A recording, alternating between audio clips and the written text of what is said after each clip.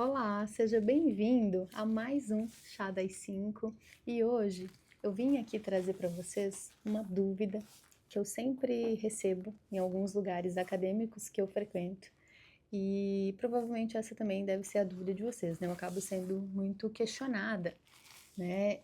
E às vezes muito confundida também, né? Então, quando a gente opta por trabalhar com Jung, a gente pode ser confundida, né? Em alguns momentos, como algo que é mais místico, algo que não tem tanto peso científico. Então, a grande questão que trazem para mim é como trabalhar com Jung ou como entender a teoria junguiana sem ser místico, né? Sem ser partir por uma linha mais esotérica. E aí eu vim tentar trazer isso de uma forma simples, mas também fazer com que a gente se questione também e pense sobre tudo isso que nos é imposto e como a gente faz esse diferencial, como a gente separa isso, né, na nossa profissão, né? E lida também com esses questionamentos.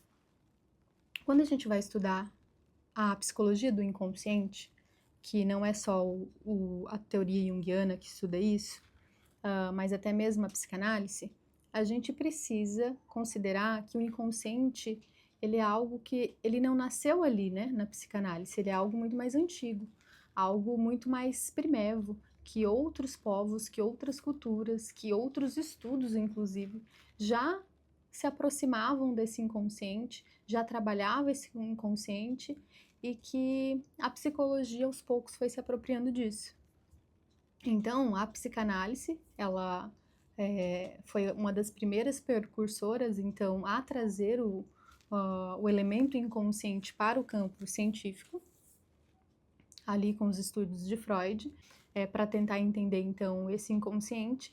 E o Jung, quando vai para os estudos dele, não é diferente, ele também estuda, ele estuda os povos mais antigos, povos primevos, ele estuda, então, o gnosticismo, a alquimia antiga, essas questões mais esotéricas, a astrologia. Então, ele faz o estudo disso não para ele tornar a teoria dele também esotérica, não para ele tornar a teoria dele uma religião ou algo, né, do tipo.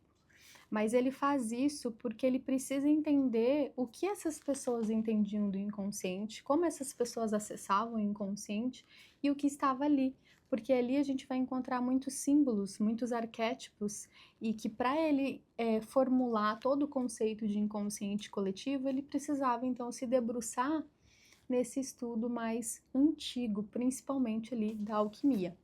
Então, quando a gente vai entendendo isso, que a psicologia de hoje, ela é uma continuidade disso que também já existiu lá atrás, que a gente começa a entender que a astrologia, ela não é algo que não existe. Ela tem um estudo ali por trás. O gnosticismo tem um estudo ali por trás.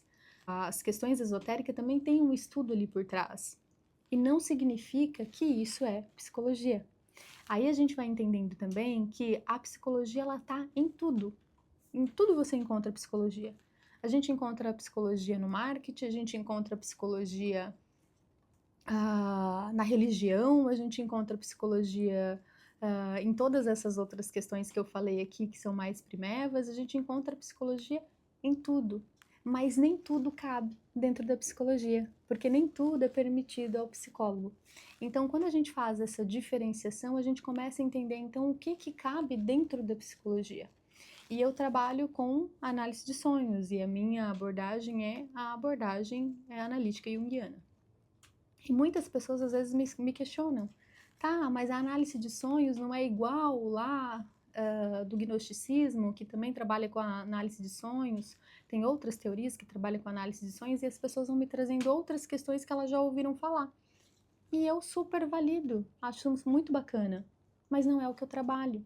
Então, quando a gente está falando da psicologia, né, eu não sou só uma analista terapeuta junguiana, mas eu sou psicóloga, analista terapeuta junguiana, eu preciso considerar então o que cabe dentro do meu campo de trabalho e que eu sei que muitas coisas não é permitida. Enquanto psicóloga, não é permitido que eu use astrologia. Enquanto psicóloga, não é permitido que eu use gnosticismo.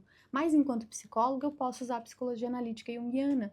Então, quando eu falo de análise de sonhos, eu tenho um embasamento teórico por trás disso. E esse embasamento é a teoria analítica junguiana. Eu não uso, por exemplo, Freud na minha análise de sonhos, porque daí eu teria um viés diferente. Então, quando a gente está trabalhando entender esse paciente, em dar direcionamentos, a abordagem teórica ela vai ser uma base, né? Ela vai ser uma base para que você consiga direcionar dentro daquilo que você estudou.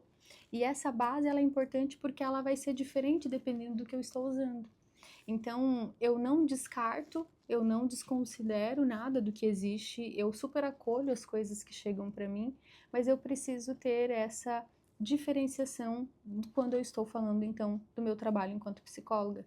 Então, o meu trabalho, ele tem um embasamento, e esse embasamento, ele é de um estudo empírico que o Jung fez, e para ele construir isso, sim, ele fez um estudo antropológico da cultura, da sociedade, da religião, do mito, dos contos, e tudo isso implica valor para a gente entender, então, o inconsciente. Né? O nosso inconsciente coletivo, o nosso inconsciente pessoal, as dinâmicas familiares. Então, essa é basicamente a mensagem que eu quero deixar para vocês que têm essas dúvidas, para vocês também que estão começando a estudar Jung e que tem esse questionamento. Você vai encontrar muitos textos do Jung falando sobre religião, sobre alquimia, sobre o gnosticismo, mas quando você vai lendo Jung há mais tempo, você entende que o início da obra dele, né, praticamente a maioria dos livros, né, todos os livros, se não todos, primeiro ele faz um apanhado histórico de tudo que falam sobre aquilo que ele vai falar. E só depois tem, então, a construção dele. E é assim que a gente constrói um pensamento, uma teoria, a gente desenvolve, então, uma ferramenta a partir daquilo que já existe e eu vou construindo o meu. Não dá para mim criar a roda agora e falar que foi uma invenção minha. Né? Então, eu preciso partir de quem já fez a roda.